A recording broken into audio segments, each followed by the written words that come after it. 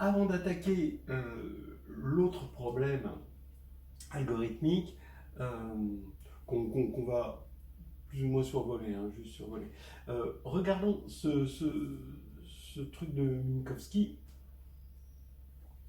Si S est un hypercube centré en haut, alors c'est vraiment un sous-Minkowski, hein, lui il le fait pour une partie convexe, où S c'est juste un convexe centré en haut, mais on va voir que ça marche aussi bien.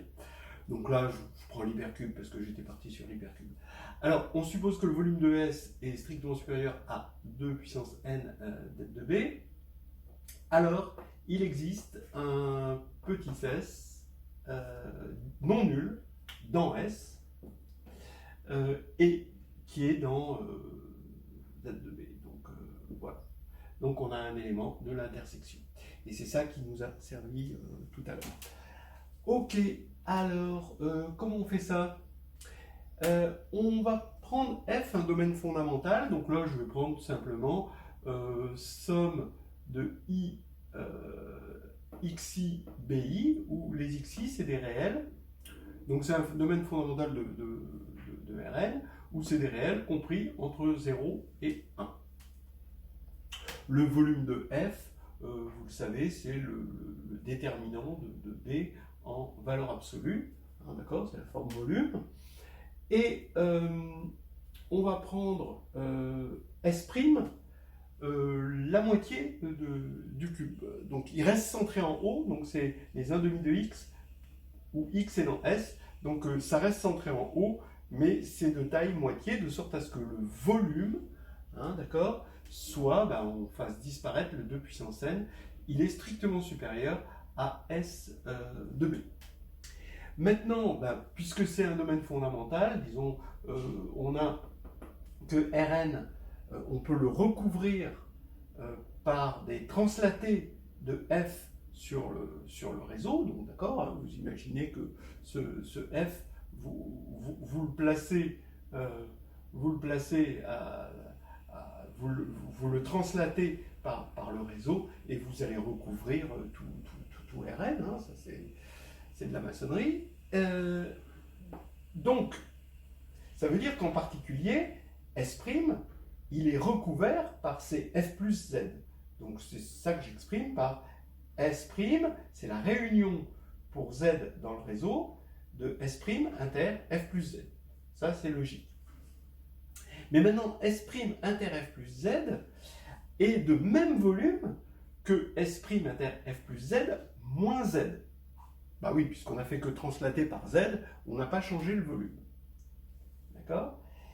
Et si maintenant, donc regardons donc les S' inter F plus Z moins Z, s'ils étaient tous disjoints, par l'absurde, hein, si on regarde le volume de la réunion, ce serait la somme des volumes, s'ils sont disjoints, hein, par l'absurde.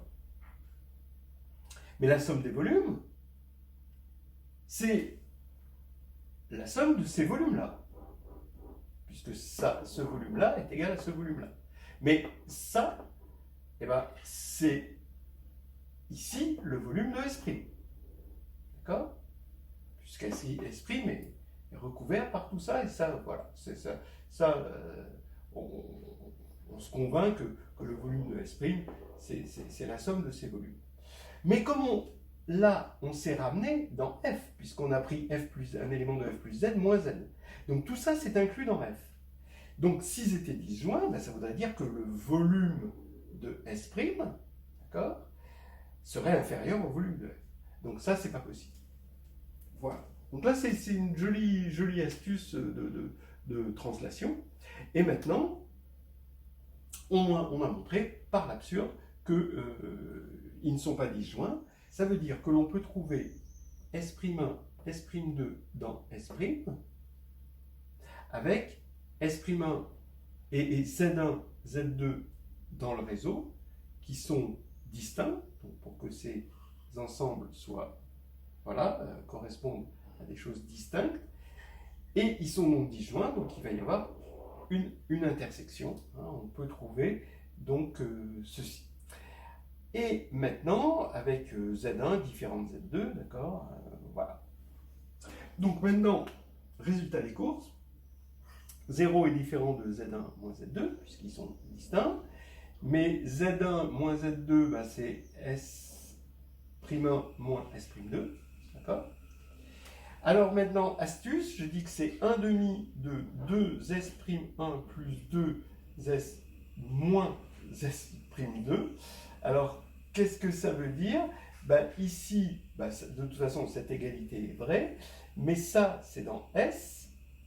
Comme S est centré en 0, ben, ça va être encore dans S, même si je mets moins. Et comme S est un hypercube, il est convexe, quand je fais la moyenne des deux, ça reste dans S. Donc ça, c'est dans S. Et donc ça y est, j'ai trouvé mon élément non nul dans S, grâce à cette petite astuce de volume et de translation de volume. Voilà.